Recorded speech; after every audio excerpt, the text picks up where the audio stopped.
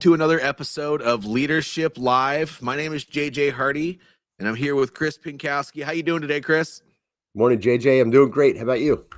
Oh man, it's Saturday. It's a great day. I get to wrap things up on my deck and then move forward with whatever project my wife has on the honeydew list. What about you?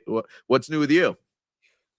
Not a whole lot new. My middle son had his junior prom Thursday, so he's at the beach this weekend, and my oldest son is home from college for the weekend for Mother's Day. Um, let's hope the middle one makes it home in time for Mother's Day as well. Right. We'll Right. see. So interestingly enough, in our house, we don't celebrate Mother's Day on Mother's Day. So we have a tradition on birthdays and Mother's Days and stuff like that where we go out to eat. But Okay. going out to eat on a public holiday is a nightmare. Yeah, it is. So we Yep. do it before or after. Yeah, that's the way to go. It is the way to go. So it still gets celebrated. We still let mom know we appreciate her, but we're going to be celebrating it a little bit differently than most people would do it because I don't want to stand in line. She doesn't want to stand in line. And No. the kids, they're going to be kids. They're going to fight and bicker and moan, and I don't want to sit in line with them either. So, Right. But anyway, today we are going to talk about EQ, which is emotional intelligence, and relationship building. Mm-hmm. Yes. And, emotional intelligence is important. It's, I'll pull up the pillars here and rattle them off in just a second. But the basics of it is you got to understand yourself so that you can better understand how to handle situations that might potentially get out of hand with other people. What are your thoughts? Yeah, that's exactly it. I mean, it's Sun Tzu talked about this before there was even the concept of emotional intelligence, right? Know yourself and know your enemy.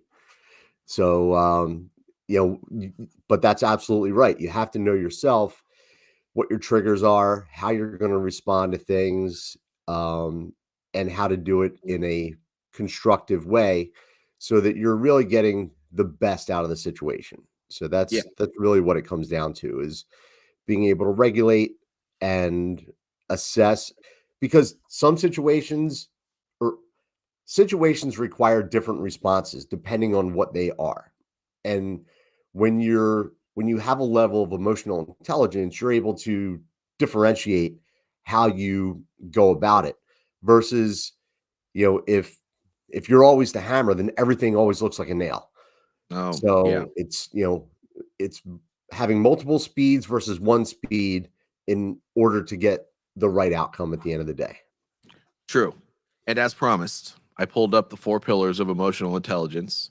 They are self-awareness, self-regulation, empathy, and social skills, which when we're talking about, EQ versus building relationships or relationships in general, that's really where that social skills is. But I mean, look at the other 3, self-awareness, self-regulation, and empathy. Those all kind of lead up to that, right? I mean, so I think the reason that they are pillars is because they all help with each other. And you have to be more aware of yourself. You have to understand how to regulate your emotions, and you have to be able to feel for others in order to have those social skills, because it's more than just, you know, keeping your emotions in check. That's not what it is at all. It's actually dealing with those emotions and having the awareness of those emotions that will help you deal with problems. And if you can't deal with your own problems, you're likely going to not be able to deal with the good, bad, or the ugly with somebody else. And that's kind of where that social skills comes in.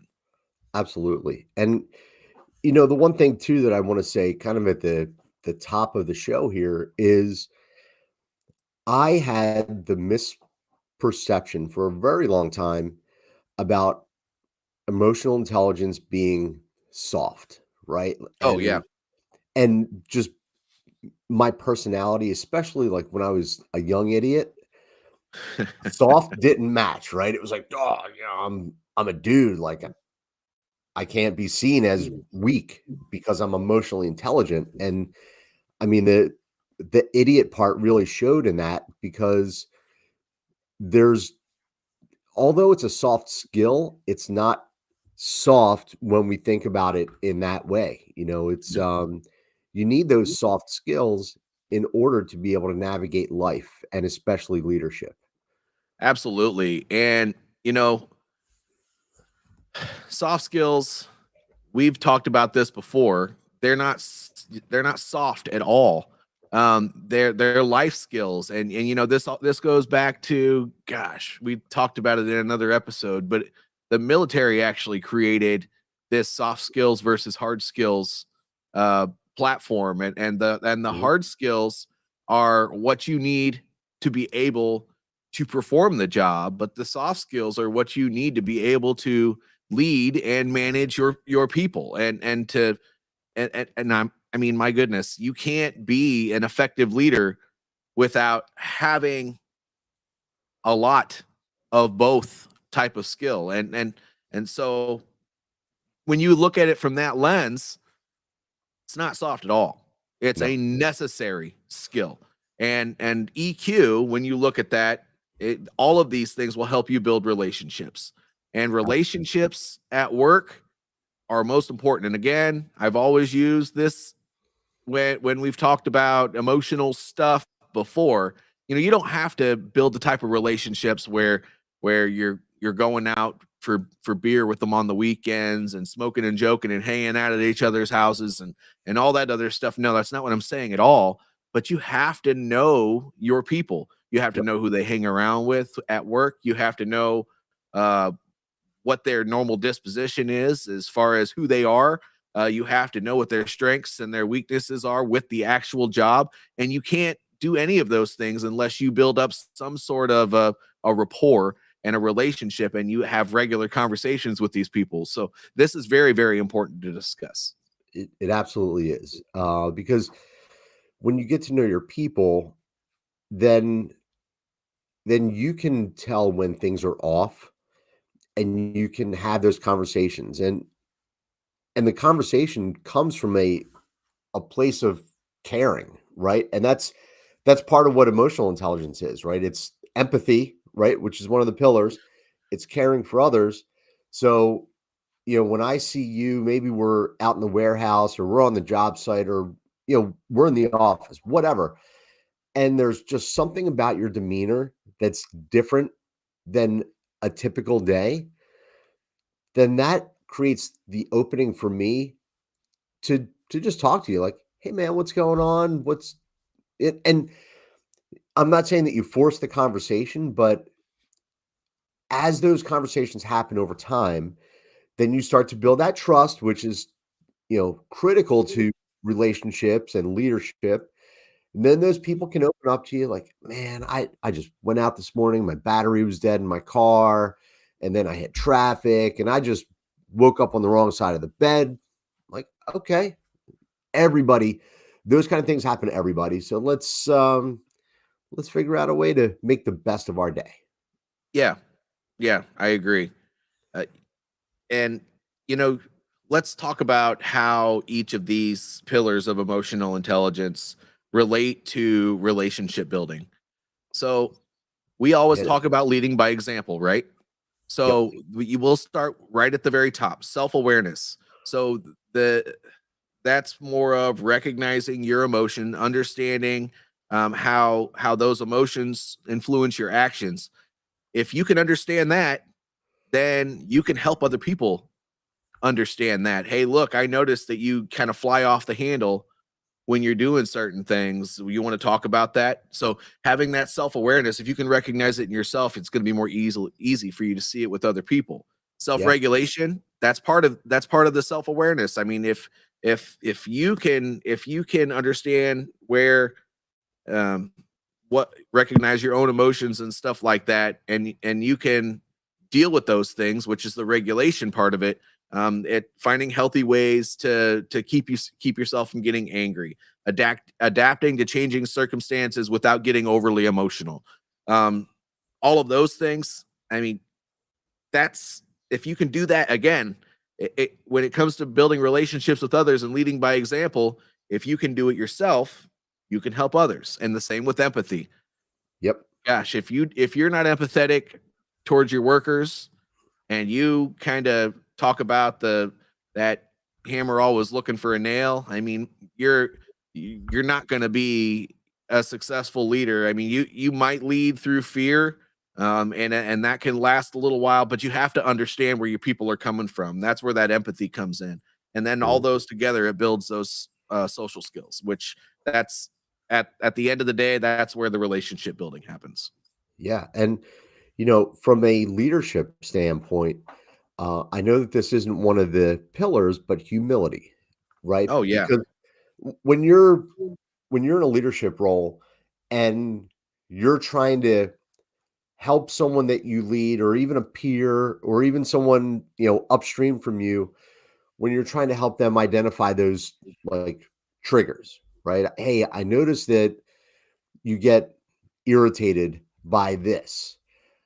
When you can tell a story that relates to you, like, man, I remember, or one of the things that irritates me is A, and this is how I help to, like, recognize it, regulate it, and deal with it. You're showing a level of vulnerability in yourself. And when you do that, right, when you can point out your own flaws, and when you can demonstrate or share a story about how you deal with your flaws, then that person that you're trying to help is so much more open to just being open, honest, and like, man, all right, this guy is pouring his self out to me, and showing me that he's not perfect, and neither am I. I have to get it ahead of this. So, it creates that two-way street of conversation Mhm. that can really be meaningful, versus the leader who's like, "Hey, I noticed that you always get irritated when you walk down this hallway, and I just need you to suck it up and walk down this hallway." No, that Well, doesn't last long. Right. if you're talking like that, then you're probably brash all the time. And so that vulnerability and humility, all that is humanizing you. Yes. Oftentimes we Right. look at the managers and senior leadership in our organizations, or I mean, gosh, even the way kids look at adults. I mean, we when you are in that leadership position, oftentimes you're intimidating just by virtue of your position. And what you don't want is that level of intimidation to never soften. When people first Yeah. come and start working for you, you're that manager. That automatically has um, that intimidation factor built in with it. And especially if they had a bad manager in another place. So if you want to build relationships with people that you have already, and then especially the new ones that come in, you got to humanize yourself. You got to Yep. let them know I am fallible. I'm not always right.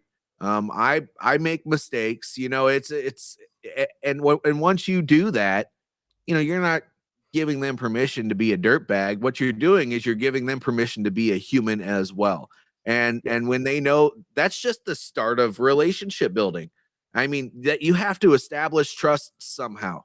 What better way to do it than to just let them know that you're a person and they're a person, and at the end of the day, we're all just coming together to do a job. Regardless of how the interactions go after that, if you set that stage, it you're giving them permission to be who they are, and that's important. Yeah, exactly.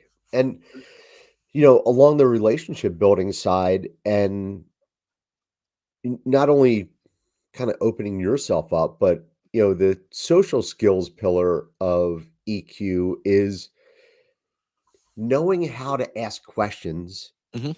to get to know people, right? And to understand maybe the root cause of, hey, Joe Snuffy, this is something that triggers you. Let's talk about that. Like, what about it actually just gets under your skin? And why does it create this reaction that you're having? And just being able to have a free flowing conversation where you're asking questions, you're answering questions, and you're just kind of playing off what the other person does or says. That's a huge part of the social skills of EQ, is engaging and being what's the word I'm looking for? Like being earnest in your engagement. Like, hey, I really would like to understand this because the more I understand, the more I can be helpful. Yeah. Oh, when you're not genuine, they can sniff that out a mile away. I mean, Absolutely. you're not going to be able to build relationships with your employees, with your peers, your seniors, nobody. I mean, nobody wants to be around somebody who's going to be uh, not genuine. And if you get stuff done, they might still rely on you from time to time, but they're not never going to want to have a conversation with you. Not Yeah, they're going to want to keep it on topic all the time. that's right. And that who wants to work that way? Nobody wants to work that way. Yeah, So you're right. That vulnerability, that ability to have conversations, and you mentioned it, man. Asking questions. You mhm, need to, and if you're not if you're not great at asking questions, go read John Maxwell's book, Good Leaders Ask Great Questions, because that will help you uh, kind of get a decent understanding of what your mindset needs to be when you're having conversations with people, because he goes over the whole thing, and it's all about servant leadership, to be quite honest with you.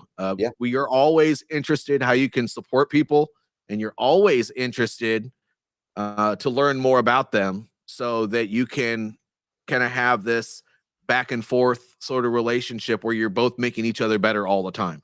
And that learning and growing mentality and serving others, that should be a constant if you want to be a manager or a director or a hire or have your own business with employees, and you don't have that growth mindset and you don't want to have that servant leader mindset, then you're going to struggle.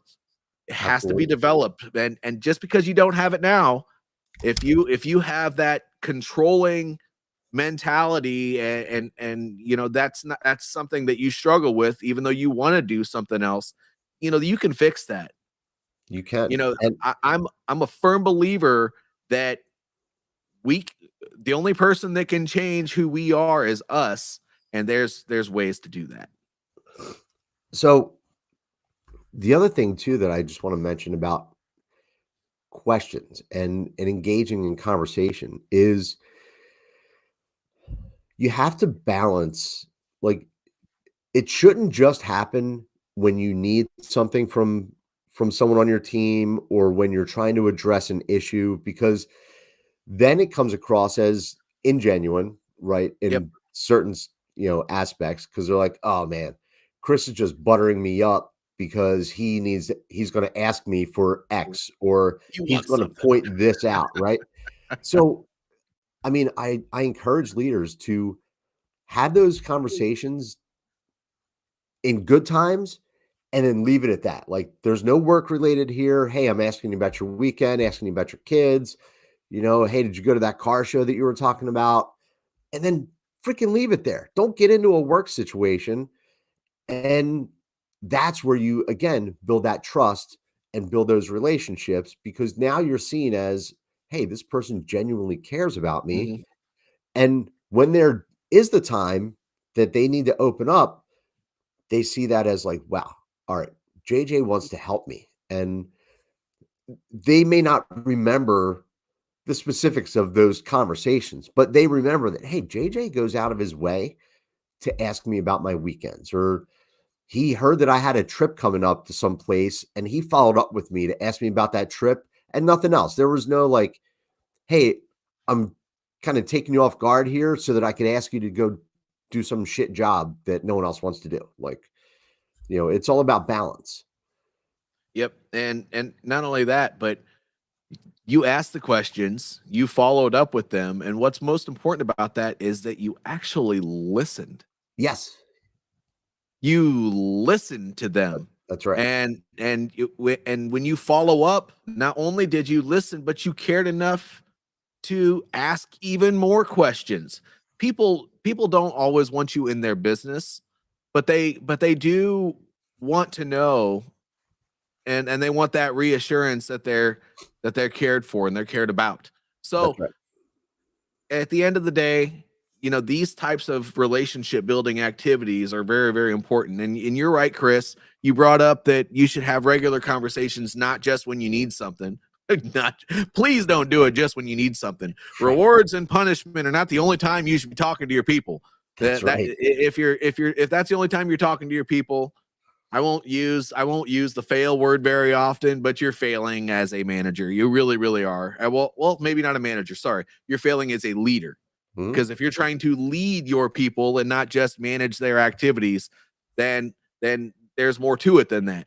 But we've had many episodes, especially last season, where we would talk about it's important to not lead from the office. If you Yep. work in an environment where you're virtual, that's a little bit different. There are ways to engage with your people, but you have to be intentional about it. You schedule some time. You pick up the phone maybe once a day or once every couple of days, and you ask them how they're doing. And you're not talking about the work. You can get to that, but you're asking about them first. But you do those same activities. Say you're in a factory, or maybe you're a manager in a retail environment or something like that. It doesn't hurt to walk around and just say, "Hey, Johnny. Hey, Joe. Hey, Sue. How are you doing? How's the family? Is there anything I can do to support you?" And by the way, when you do it that way, you're not beating them up about something specific, or you're Right. not going straight to, "Oh, I need that. I need you to do this after you're done with that," or whatever the case may be. And when you take that approach to get to know your people, and you make the rounds just to show your ugly mug around the workplace, that it lets your people know that you care more than just about the job. You care about making sure that they have everything they need to do the job, and you care about them. That's right. And it doesn't have to be long, drawn out conversations. No. You've heard me say this before. It's the lead from your feet, not from your seat. And when people see you walking around wherever it is, right? Office, warehouse, factory, construction site, service bays, whatever, there there could be the perception from the past where it's like, "Oh man, here comes the boss. Like, get squared away, stop messing around, and let's just like focus on our work and maybe he won't see us."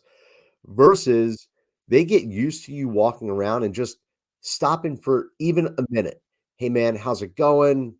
You know, awesome weather outside. You're going to be taking your bike out today. Quick fist bump. Have an awesome day. Move on." Like now you start to set a tone, right? Now it becomes part of those social skills, which I know that that's like the fourth pillar here, but I think that it's so important. The social skills aspect is,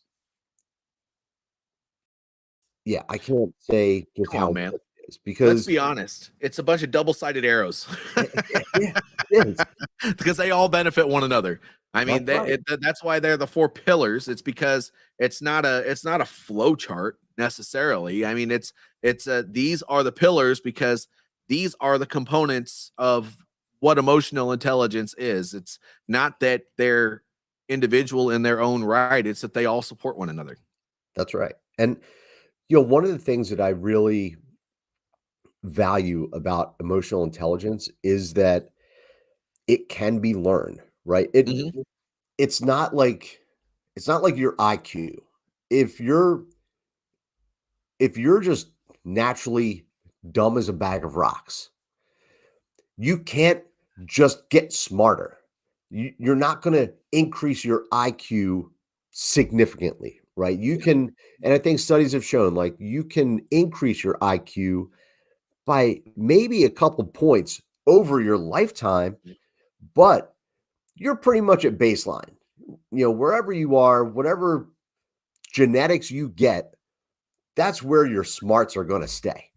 So you can read, you can increase your knowledge, but that's not necessarily your intelligence. But on the emotional intelligence side, you can absolutely learn, develop, and implement. And it doesn't even have to be difficult. Let's go back to I keep coming back to the social skills thing for whatever reason today, JJ. But I remember doing this. years ago, and it was because I was listening to a certain podcaster. His name's Andy Frisella, and at the time it was his MFCEO project. But he was saying, you know what, make it a point to go to a store every day and talk to a stranger. And then make it a point to talk to 2 strangers a day, 3 strangers a day. And it gets you out of your shell. And it could be as simple as complimenting someone on their sneakers, right? Like, hey, excuse me, those red sneakers, I saw them from across the store and they're awesome. And that can alone spark a conversation. But when you get used to that, right, and you're just intentionally looking for a stranger to have a conversation with, short conversation, non-creepy, it that's a learning thing that you can get better with over time. Yeah. And you can look at any of these pillars.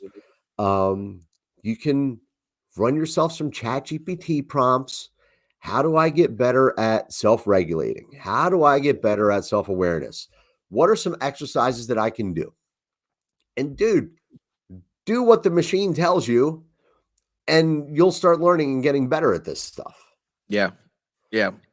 And I think one of the reasons that you keep on coming back to social skills is because you keep on talking about communicating. And I think one of the most vital skills in having social skills is to be an effective communicator. And you're right, you said it a couple times here on this live, that when you're communicating, it doesn't have to be long and drawn out. As a matter of fact, it benefits you and it benefits the person that you're talking to, and it benefits the productivity if you do clear and concise conversation. But it needs to be meaningful and it needs to be genuine. Mm-hmm. Yeah, Yep. absolutely. Yep.